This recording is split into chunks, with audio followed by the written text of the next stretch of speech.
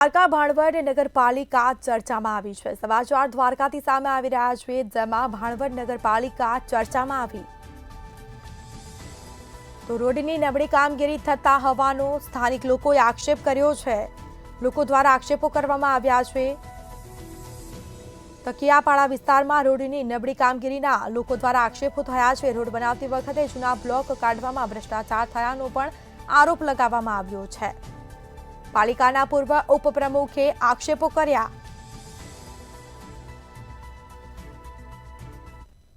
નગરપાલિકા ઉપપ્રમુખ ward number 5 માં અમારે 8 દી થયા છે આ રોડ થયો છે અને રોડમાં એમ સમજીને કે ફ્રેમ નથી મારી, ગટરમાં ફ્રેમ નથી કરી અને કામ એટલું કાચું થયું છે કે 8 દીમાં નહીં 4 દીમાં તૂટી ગયું છે। આ લોકો એટલો ઢાળ દીધો છે કે ઠેક ઠેકાને પાણી ભરાણા છે અને બ્લોક અમારા જે કાઢ્યા એ લગભગ 55-60 ફેરા બ્લોક હતા, 22 ફેરા ખાલી ગયા છે ફિલ્ટરે, બાકી બધા બ્લોક આ લોકો ક્યાં કોન્ટ્રાક્ટર નાખ્યા એનો કઈ પતો નથી, એની તપાસ કરો।